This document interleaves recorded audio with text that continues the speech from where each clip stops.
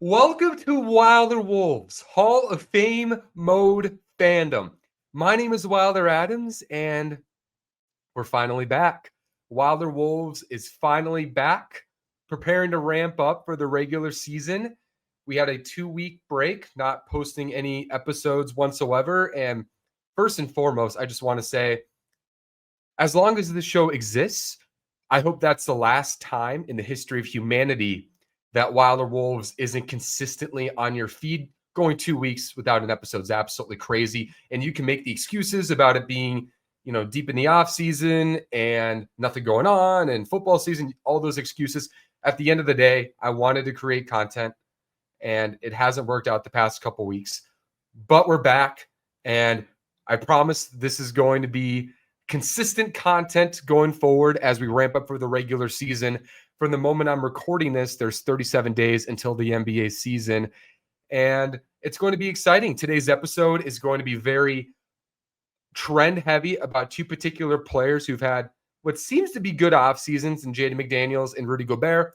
Later in the episode, we are going to talk about Bones Hyland and Johnny Juzang officially being on board with the Minnesota Timberwolves, what to expect with them.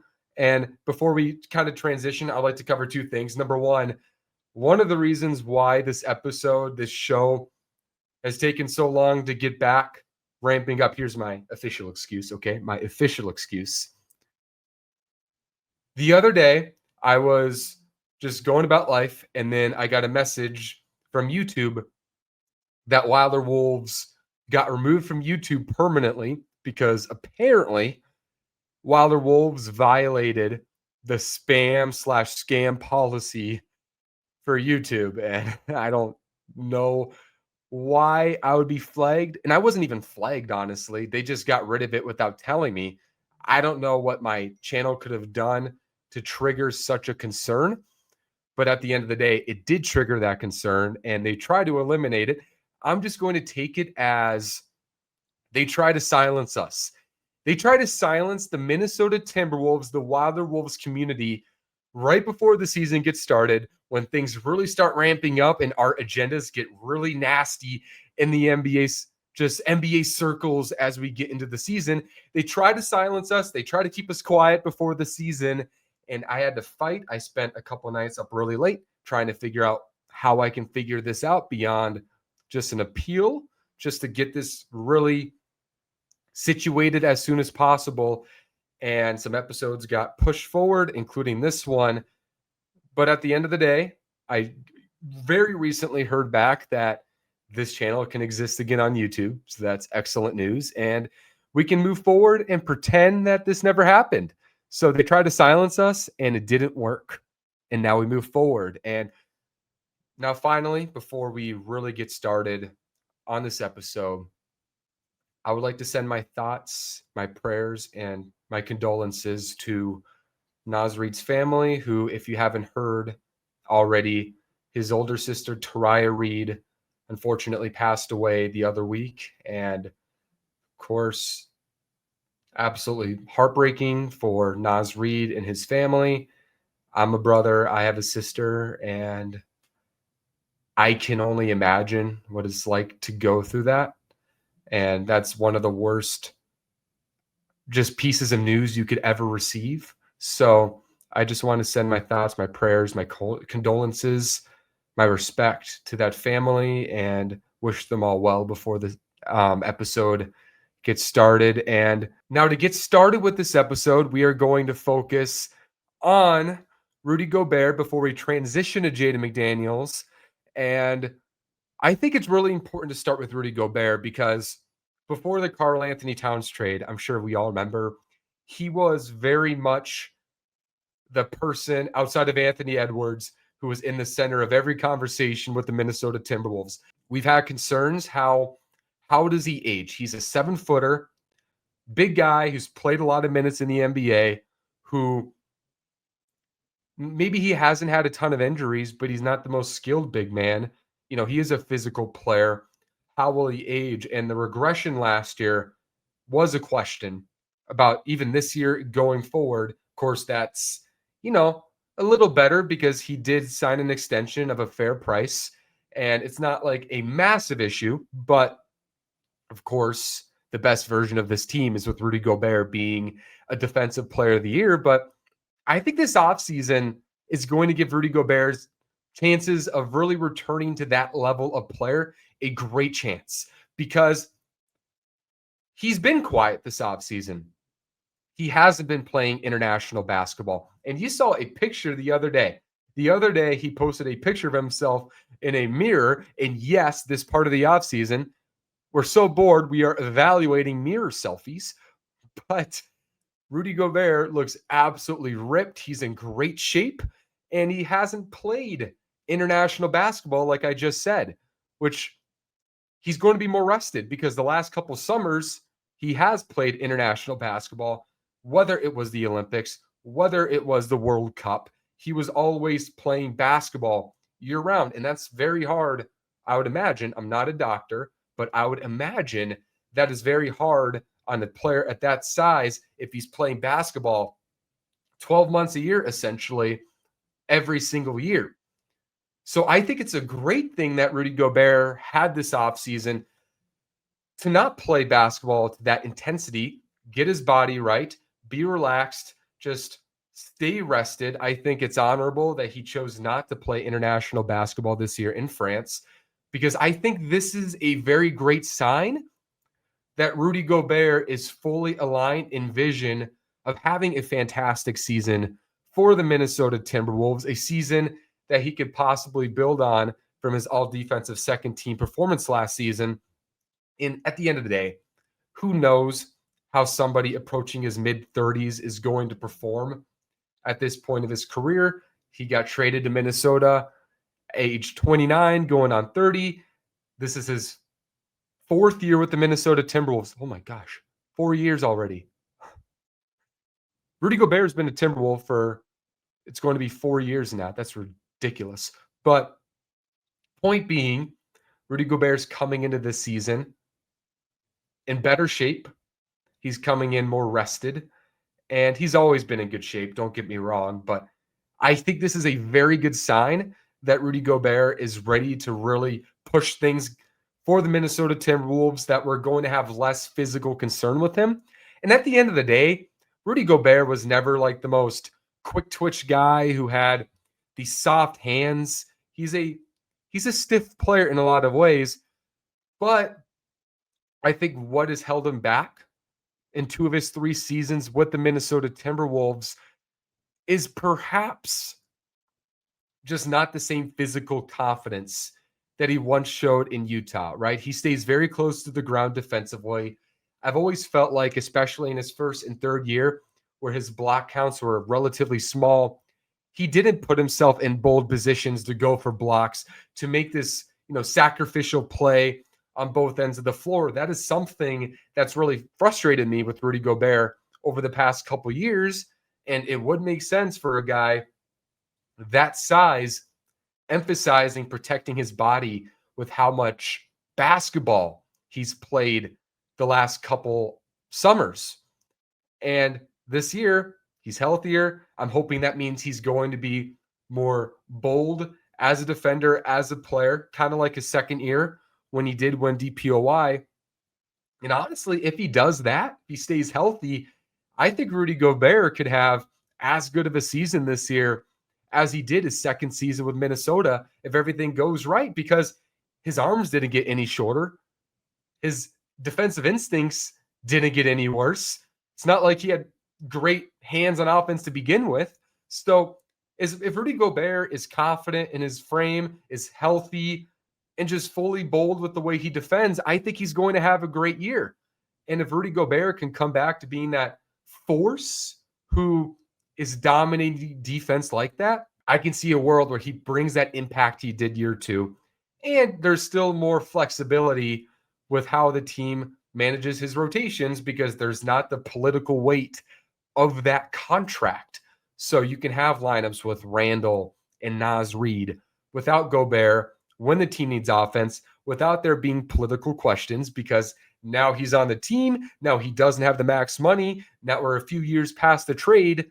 I think the politics can really start to not get in the way of things. So I'm about as optimistic about Rudy Gobert's impact as a Minnesota Timberwolf as I've been the past couple years, because I think the way he's going to be positioned on this team and the way he's personally positioned himself for this season, I think it's very strongly aligned with what this team could be and how he can reach his max impact on this squad without taking away minutes from really good offensive front court players. So I'm really excited for Rudy Gobert, and I'm very optimistic about how he's going to play going into the season. He's earned that confidence in me, because I was starting to wonder if we're going to see that regression, and that's still possible, but he's doing what it seems to be everything in his power to prevent that. Now let's transition to another player who's really hit the Timberwolves social media world the past couple weeks with how he's really been training this offseason. And that, of course, is Jaden McDaniels, who we've been seeing a lot of social media clips of him training this offseason with his trainers, most notably a video of him training with his twin, Kawhi Leonard. So both of them, they're connected because of Jaden McDaniels and Kawhi Leonard's trainer, Clint Parks. And of course, there's nobody who I would prefer having as Jaden McDaniels' mentor than Kawhi Leonard, outside of Kawhi Leonard's brand dealings in the offseason with the aspiration situation.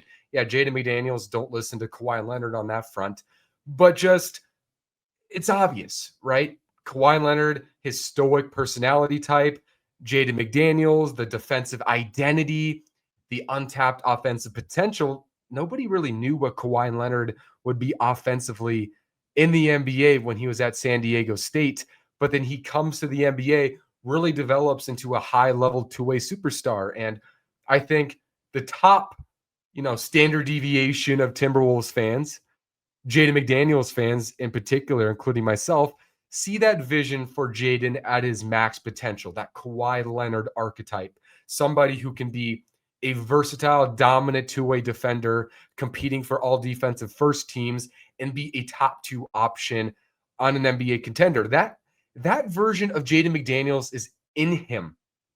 And I think this year 6, we're going to learn so much about whether that vision is going to be a legitimate thing or not, because it's been kind of a roller coaster with that. Year 1, it's like, Jaden McDaniels, very intriguing.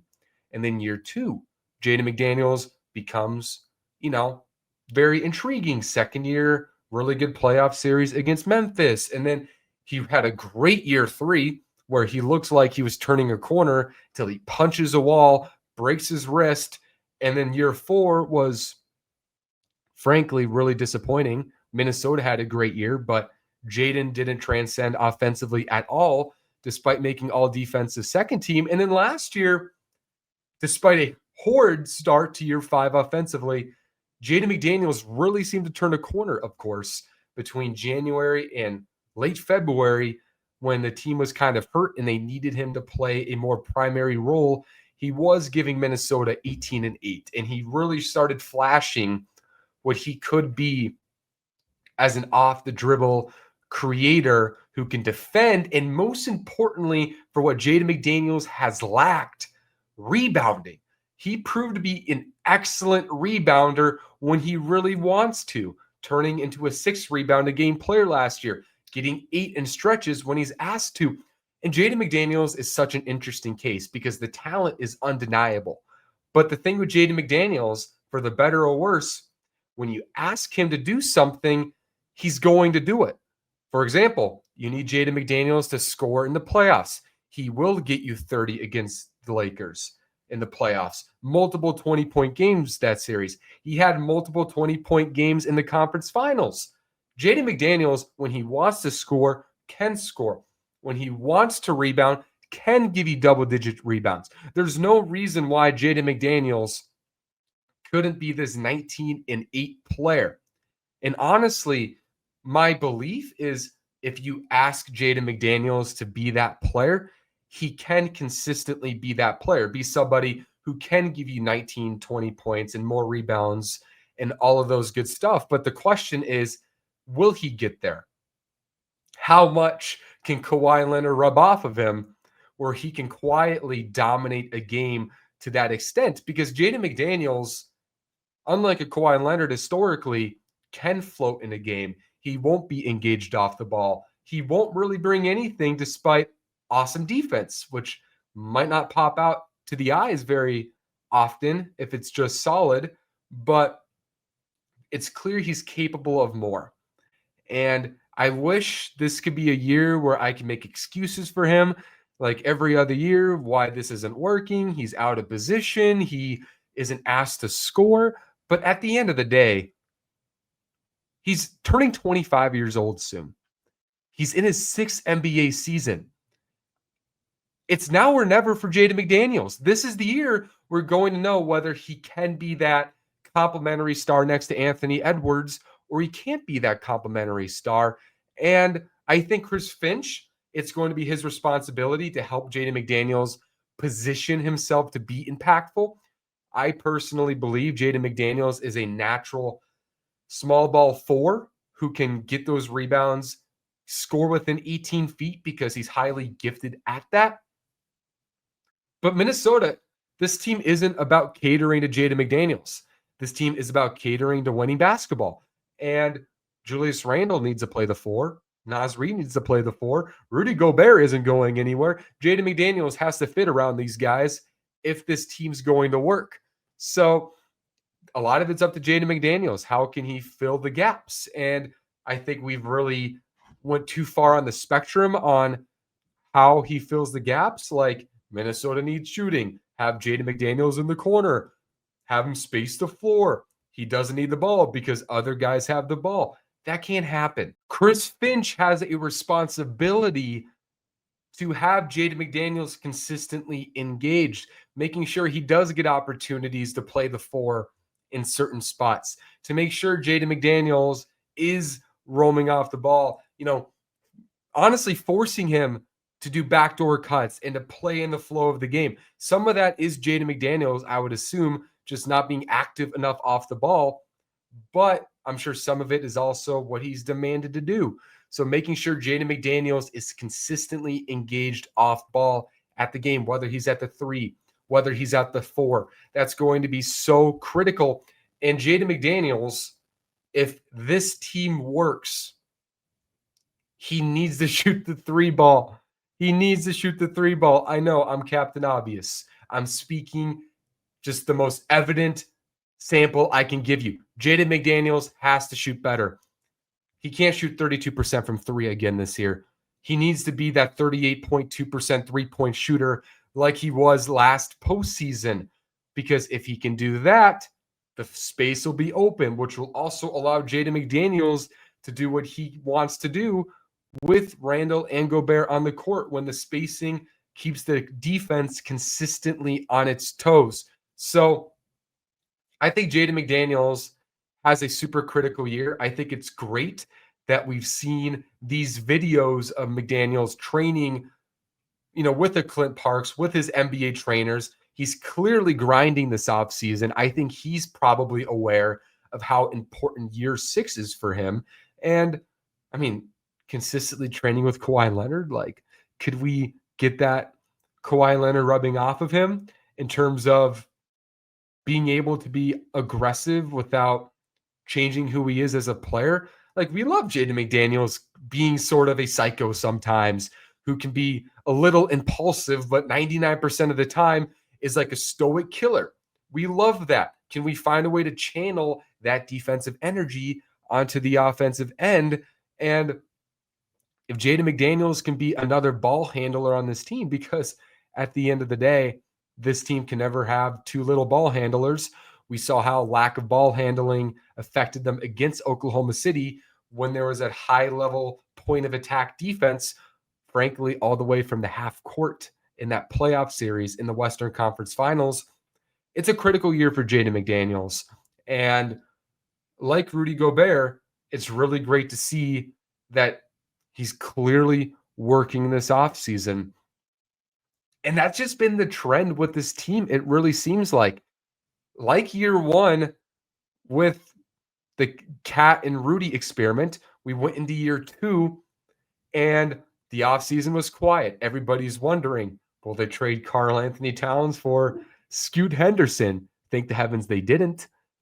Of course, that season turned out to be a success, and Scoot Henderson is a massive question mark in Portland. But it's really fortunate that that season worked out. And what worked out, what really separated that team from year 1 is the continuity factor. That team had a full offseason. They came into the year healthy. And another underrated financial aspect with that team is not many people were worried about their money. There weren't looming extensions. And even last year, there were looming extensions. What's happening with Naz Reid? What's happening with Nickeil Alexander-Walker? Even politically, how is Rob Dillingham fitting into the mold? There are questions financially with that team last year a little bit, and they still made the conference finals after a slow start. But this season, Anthony Edwards is paid. Jaden McDaniels is paid. Naz Reid is paid. Rudy Gobert is paid. Julius Randle, how could I forget him? He's paid. So the team is healthy coming into this season, it seems. They're aligned. They're working. And they're healthy. I mean, if you're a Minnesota Timberwolves fan, you can question the point guard position all you want. Those are reasons to be excited. This team has a lot of the same traits as that year 2 team that is probably the most talented team and best overall team in franchise history. You can argue even over the 2004 Timberwolves. So I think that Jaden McDaniels and Rudy Gobert both are just evidence that this team is ready for this season. And it's going to be very fascinating to watch when training camp starts in less than 2 weeks, how the team looks, because we're getting really close. Monday, September 29th, the Minnesota Timberwolves are back, and it'll be fun to learn. And now to finish off the show, we did an episode a couple weeks ago about who will be the 15th man on the Minnesota Timberwolves. And we finally know the answer. Bones Hyland and Johnny Juzang are officially on the Minnesota Timberwolves for this season. And of course, a couple weeks ago, we're all wondering, is it going to be Bones Hyland? Is there a world where they bring in a Malcolm Brogdon or a Malik Beasley and it's a bargain deal and they just come in and they fight to be in the rotation? That would have been a very interesting route. It would have showcased Minnesota probably isn't fully confident in what they had to offer in the rotation, particularly at the guard position, because we don't know with Rob Dillingham yet. We will see with Terrence Shannon, even though there's optimism for both, especially Terrence Shannon this year. But now we know the answer. They bring in Bones Hyland, and I think we didn't see him much last year, right? He was on the team on a 2-way deal, but Bones Hyland is still a super talented player. As a rookie, he's an all-rookie player on a playoff team in Denver. And sure, you can say, if I play next to Nikola Jokic, I would probably hit 37% of my corner threes. That's true.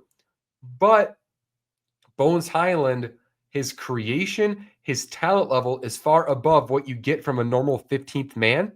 And with this team, he provides a good balance because he doesn't need to play. He doesn't. He's not on that pecking order. However, Bones Hyland can drop 20 points in an NBA game. If it's a Tuesday night and you're playing the Hornets and Conley and Dillingham are out and you have to break the glass and get Bones Hyland in there, he's talented enough where he's capable of winning games for you. And if Bones Hyland, there's still a world where Bones Hyland is a very solid NBA player. If his playmaking takes another step forward for a point guard, the efficiency gets up a little bit, that can make a big difference for him because the creativity and the scoring really pop. And even though he's a skinny guy and nobody thinks about him defensively, he still has a 6'7" wingspan. So ideally, he could be a solid team defender in the NBA with his super, quick twitched hands that he has as an NBA player.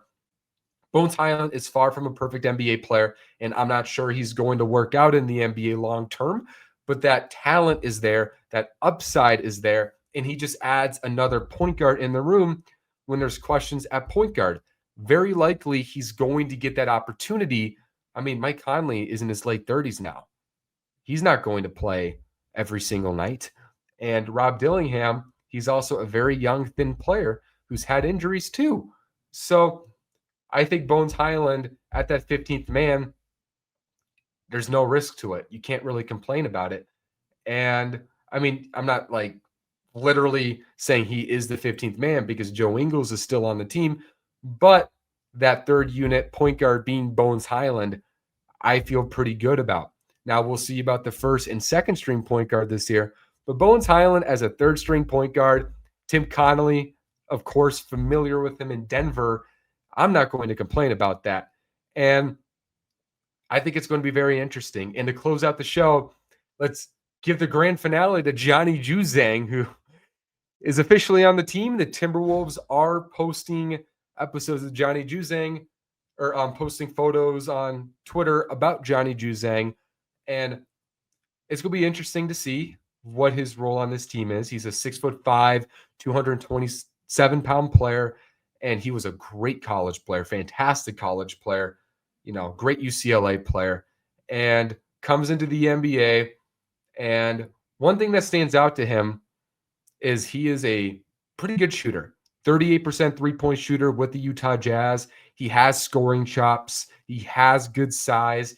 The question with Johnny Juzang is going to be defense. He had 122 defensive rating, super low steal percentage, even lower block percentage. The Jazz were one of the worst defensive teams in the league, and I promise you, he did not help with that. But another guy has some size, can shoot, a little bit of scoring chops. It'll be interesting to see how he looks in the preseason. Maybe he's a guy who goes to Iowa a bit. This is a guy who also, before Utah cut him, signed a 4-year contract. So other teams have shown that confidence in him, giving him deals with, even though not like fully guaranteed or anything, solid security. So Johnny Juzang is on the Minnesota Timberwolves now, and it's going to be fascinating to see how this team looks now, because the offseason, it's officially over.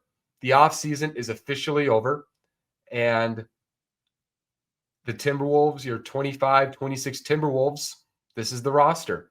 And now all the questions we had into the offseason, they are answered, and now our new questions are coming with that sense of certainty, knowing what the team looks like.